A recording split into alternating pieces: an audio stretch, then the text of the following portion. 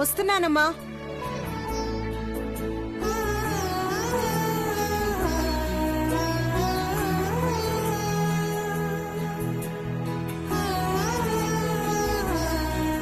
ఇరుగు దిష్టి, పొరుగు దిష్టి, అందరి దిష్టి పోవాలి.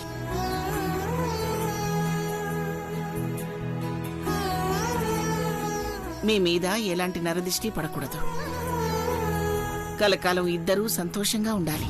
కుదరదు.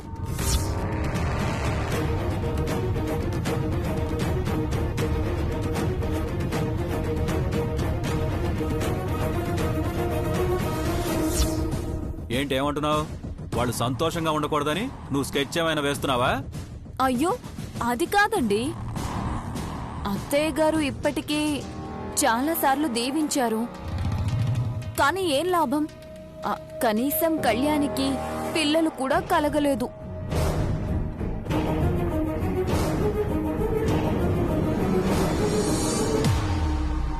ఇన్నాళ్ళు కష్టాలు పడటం వల్ల ఆనందంగా ఉండలేకపోయారు.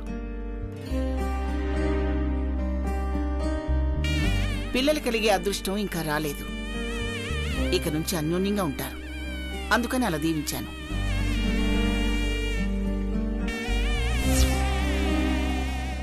నువ్వెందుకు కుదరదంటున్నావు? అది కాదత్తయ్యా, మీ దీవెనలో శాపం ఉంది అనట్లేదు. మీరు దీవించడం కంటే దమయంతి వదిన దీవించి కళ్యాణిని బాగా చూసుకుంటేనే కళ్యాణి సంతోషంగా ఉంటుంది అంటున్నాను.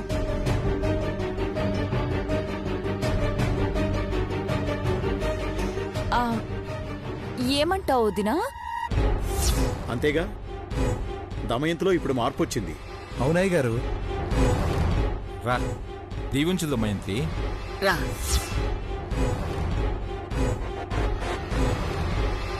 అమ్మా, ఇంకా ఆ సంపద గురించి ఆలోచిస్తున్నావా? కొన్ని విషయాలు ఎంత త్వరగా మర్చిపోతే అంత మంచిది. పల్లవి అత్తయ్య చెప్పినట్టు నీ ఆశీర్వాదం మా ఇద్దరికీ ఉండాలి.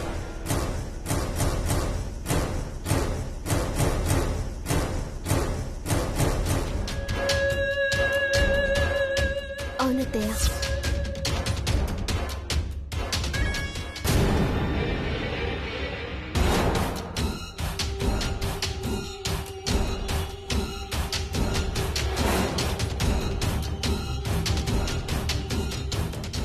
నా బిడ్డ కలకాలం సంతోషంగా ఉండాలి.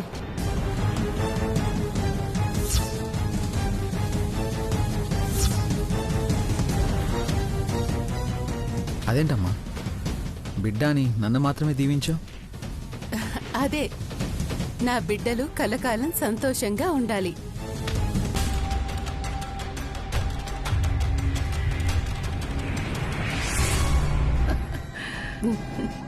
అనుపమా, వీటిని తీసేయి.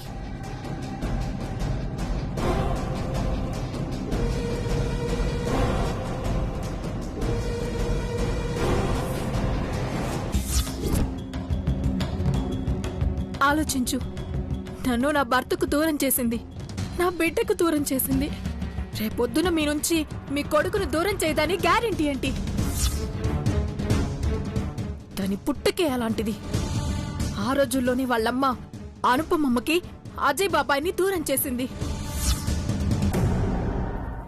ఏంటొదినా, మంట ఎక్కువైందా? అదే వదినా, మమకారం ఎక్కువైందా అంటున్నాను.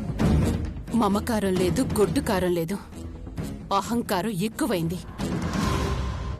ఆ సంపద తర్వాత నాకు శత్రువెవరైనా ఉన్నారు అంటే అది ఆ కళ్యాణి, అనుపమ. వాళ్ళు సంతోషంగా ఉన్నంత వరకు నేను సంతోషంగా ఎలా ఉంటాను? మరి నీ చేతులతోనే కలకాలం సంతోషంగా ఉండమని దీవించావు కదా? అది నా కొడుకు కోసం. నా కొడుకునే దీవించాను. ఓ అవునా? నేను నీ అంత అమాయకురాల్ని కాదు పల్లవి. ఇల్లలకగానే పెళ్ళైపోదు. చెయ్యాల్సినవి, తీర్చాల్సినవి చాలా బాకీ ఉన్నాయి. అమ్మో, ఈ వదిన అన్నంత పని చేస్తుంది. నా పైన ఎలాంటి కోపం లేదు కాబట్టి సరిపోయింది. లేకపోతే ఆ సంపద మీద, సిద్ధుగాడి మీదున్న కోపం నా మీద చూపించేది. అనుపమమ్మ మంచితనం తట్టుకోవచ్చు కానీ దమయంతి వదిన దుర్సితనం మాత్రం అస్సలు తట్టుకోలేము. ఇక నుంచి మీకు ఎలాంటి సమస్యలు రాకూడదని దేవుడికి దండం పెట్టుకోండి. అలాగే అమ్మమ్మ. అలాగే నానమ్మ. రండి,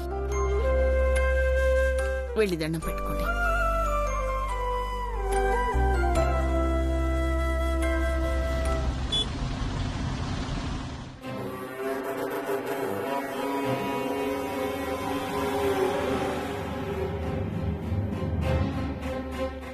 నువ్వు సిద్ధు కలిసి తెలివిగా తప్పించుకున్నారని నా ఇన్వెస్టిగేషన్లో తేలింది.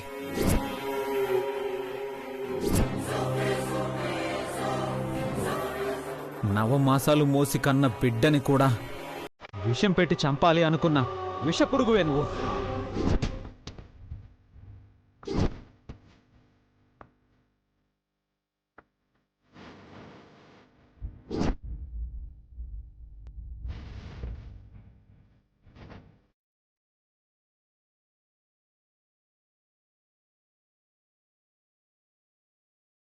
గెలిచావు కళ్యాణి, నువ్వే గెలిచావు. నా మీద పైచే సాధించావు. శౌర్య మనసులో శాశ్వతంగా నిలిచిపోయావు. నన్ను ఇంక చచ్చినా శౌర్య నమ్మడు. ఎన్ని రోజులు శౌర్య నా మాట నమ్ముతాడు, నా వైపు నిలబడతాడు అనే ఒక హోప్ ఉండేది. కానీ ఆ హోప్ని చంపేశావు. శౌర్యతోనే నన్ను బయటకు గెంటించావు. నేను చెయ్యాలనుకున్నది నువ్వు చేసి చూపించా. గుర్తుపెట్టుకుంటాను. నాకు జరిగిన అవమానాన్ని, నువ్వు చూసిన చూపుని, వేటగాడి విల్లుకి గాయపడిన శివంగి మాటు వేసి వేటగాడిపై తన పంజా ఎలా విసురుతుందో అలా నేనేంటో నీకు తెలిసేలా చేస్తాను.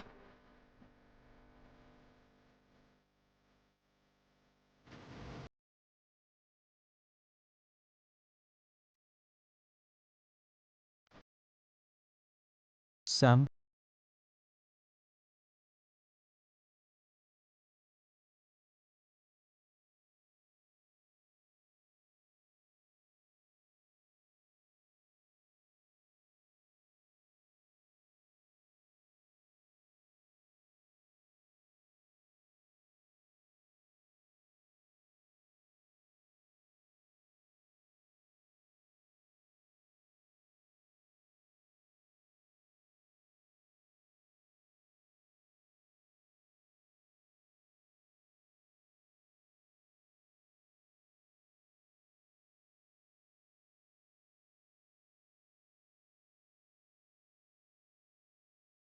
నాకు కళ్యాణి మీద అంత పగ ఉంది సిద్ధు.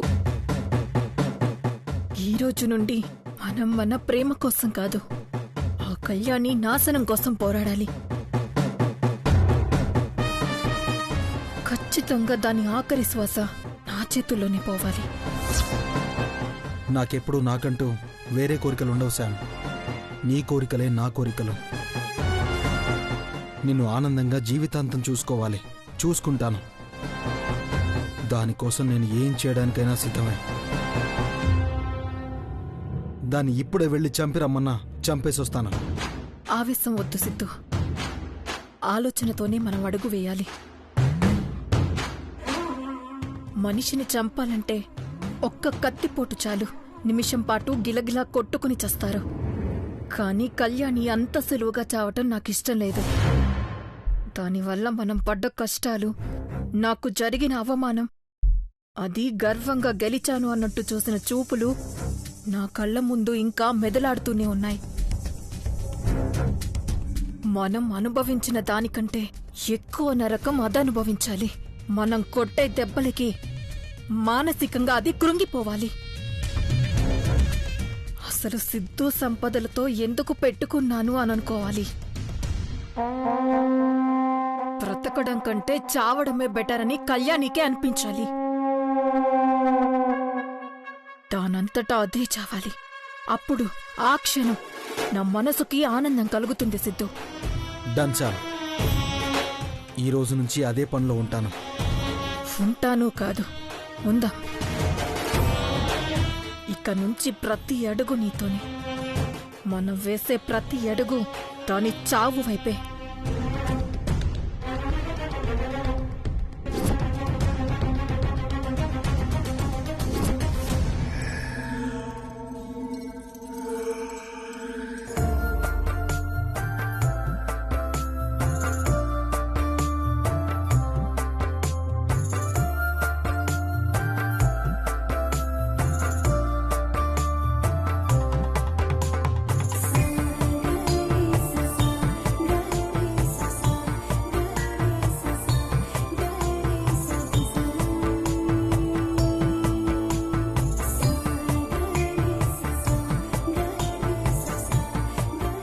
ఏంటి ఆఫీసర్ అలా చూస్తున్నారు? ఇంత అందాన్ని నా కళ్ళ నిండా నింపుకుంటున్నాను కళ్యాణి. ఓహో, ఈ అందం మీకు ఇప్పుడు కనిపించిందా? సారీ కళ్యాణి. అందం అణుకువ ఉన్న నీలాంటి దేవతని అపార్థం చేసుకున్నాను. నాకే చాలా గిల్టీగా ఉంది.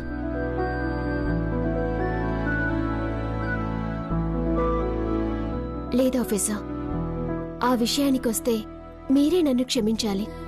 సంపదని రెండోసారి చేరదీసినప్పుడు ఆమెపై ఎంక్వైరీ చేస్తున్నారని గ్రహించలేకపోయాను. మీరు మారిపోయారని, పాత ఆఫీసర్లాగా నా మీద కక్ష కట్టారని భ్రమపడ్డాను. నిజంగా తప్పు నాదే. Sorry officer. ఆహా, లేదు కళ్యాణి, నేనే నీకు సారీ చెప్పాలి. నువ్వు నన్ను ఎంత బాగా చూసుకున్నావు. నాకు బాబుకి నువ్వు తప్ప వేరే లోకమే లేదు అనిపించావు. సంపద వాడికి కన్న తల్లి అయినా వాడి ప్రాణాలతో చెలగాటం ఆడింది. నీ మీద అబాండాలు వేసింది. సంపదని నీతో పోలిస్తే కాలి గోటికి కూడా సరిపోదు కళ్యాణి. ఏంటండి బాబుగారు, అమ్మగారు సారీ చెప్పారు కదా, మీరైనా తీసుకోండి.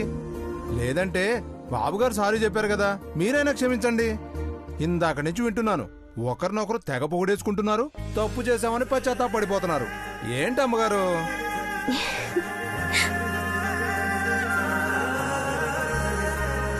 మీరిద్దరూ ఆనందంగా ఉండడమే కావాలి, కానీ మీరిద్దరు ఇలా మాట్లాడుకుంటుంటే ఆవు పులి కదా, ఆవు పులికే చెప్పుకున్నట్టుంది. ఇక్కడే ఉండిపోతారా? ఒక్క అడుగైనా ముందుకేరా? అయ్యో, తులసి కోటకి దీపం పెట్టాలి. ఆ, ఎంతైనా మీ అమ్మగారు దేవత బాజీ. సారీ చెప్పినా ఒప్పుకోవట్లేదు. రేయ్, నువ్వు కళ్యాణికి సారీలు థ్యాంక్స్లు అనే మాటలు చెప్పడం అనవసరం రా. నువ్వేం చెప్పినా సరిపోవు. తనకేమిచ్చినా తక్కువే. అదేంటి మావయ్య? అవునమ్మా, ఈరోజు మీ మావయ్యగా అడగాల్సిందే.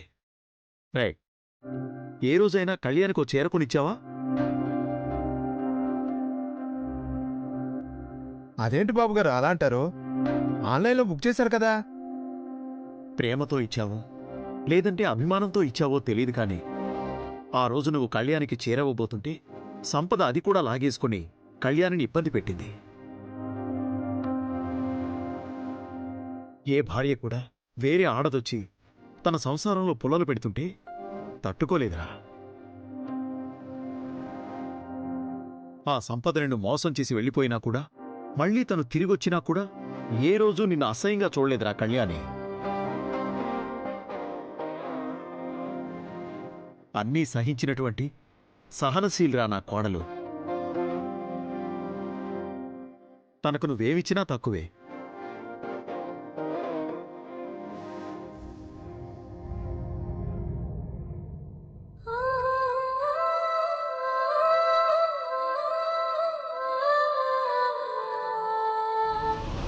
వదినా,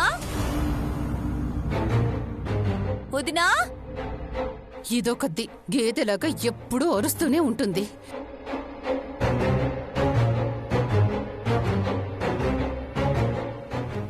ఎక్కడ పడిపోయింది?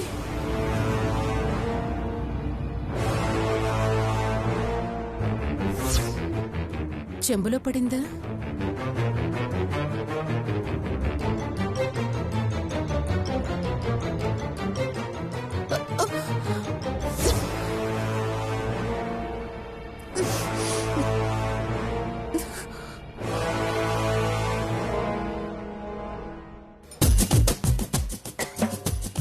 వదినా,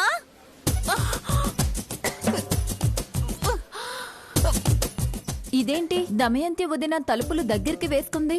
వదినా, వదినా, అత్తయ్య గారు పిలుస్తున్నారు, ప్రసాదం తీసుకోవాలంట. నేను బయటికి రాలేను. ఆ?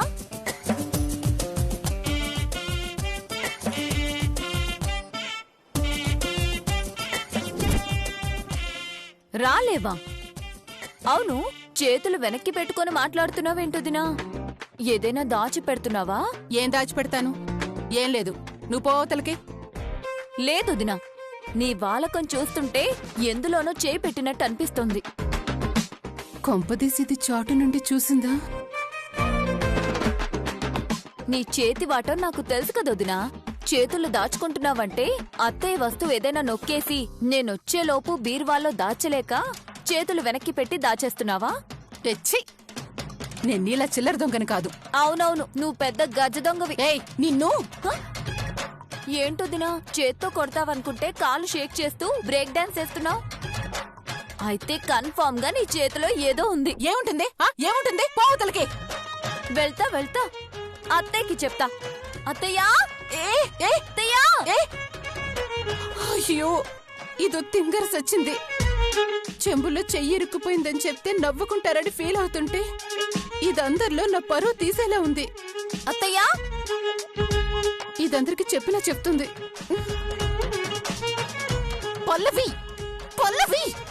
అత్తయ్యా! పిన్ని, ప్రసాదం తీసుకోండి. ప్రసాదం తీసుకోండి అత్తయ్య. నాకేం వద్దు. చేతులు వెనక్కి పెట్టుకుని మాట్లాడుతున్నారేంటి? నా ఇష్టం. ఏంటి వింతగా ప్రవర్తిస్తున్నావు? అమ్మా, ఏమైంది? దొంగయింది. పళ్ళు రాలు కొడతానా మాటంటే? మరెందుకు చేతులు వెనక్కి దాచుకుంటున్నావు? మీరు ఆగండి అత్తయ్య. ఏమైందమ్మా? చేతుల్లో ఏముందో చూపించకపోతే నిన్ను దొంగనే అంటారు. చేతులు ముందుకు పెట్టు. కుదరదురా. దమయంతి, అనుమానం వచ్చేలా బిహేవ్ చేయకు. చూపించు. సరే, నేనే చూస్తానుండు. ఆగండి, ఆగండి.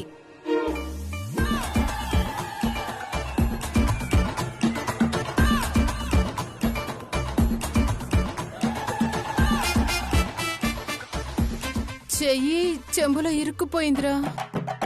అలా ఎలా ఇరుక్కుపోయిందొదినా? ఈ మాత్రం దానికే సిగ్గుపడాలా? నేను తీస్తానుండు.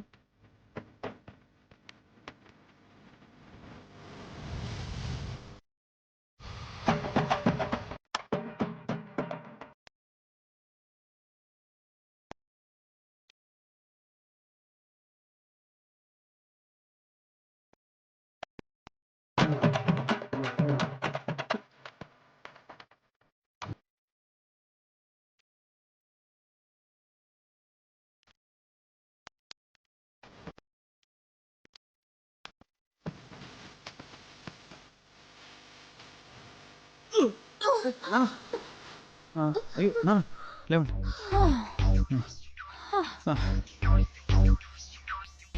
అత్తయ్య, మిమ్మల్ని ముట్టుకోకుండా చెంబులోంచి చేయి బయటకొచ్చేలా చేయనా? ఎలా చేస్తావే? నా దగ్గర ఒక ఐడియా ఉంది. మీరందరూ కళ్ళు మూసుకోండి. ఎందుకమ్మా? కళ్ళు మూసుకోండి. ఏం చేస్తావు కళ్యాణి? చెప్పాను కదా, కళ్ళు మూసుకోండి. కళ్ళు మూసుకోండి. అత్తయ్య తప్ప అందరూ కళ్ళు మూసుకోండి. మూసుకో, మూసుకోండి.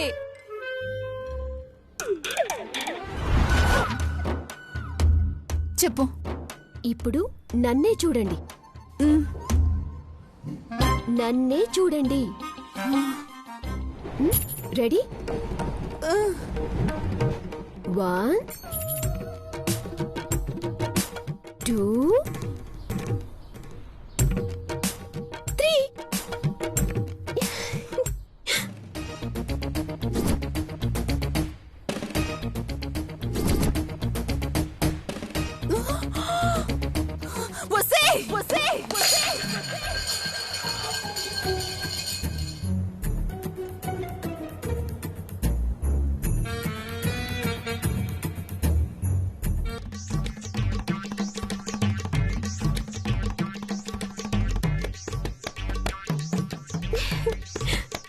చెప్పానా? టచ్ చేయకుండా తీస్తానని చెప్పాను కదా.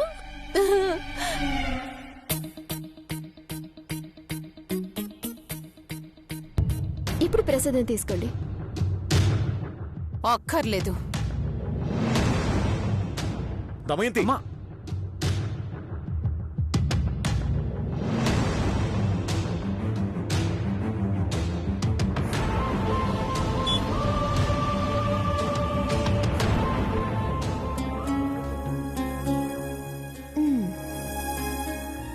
రోజు రోజుకి నీ అల్లరి బాగా ఎక్కువవుతుంది కన్నయ్య. రోజు నీకు కథ చెప్పందే నిద్రపోవడం లేదు. నాకొచ్చినవే కొన్ని కథలు, అవన్నీ అయిపోయాయి. కొత్తగా నీకేం కథలు చెప్పాలి?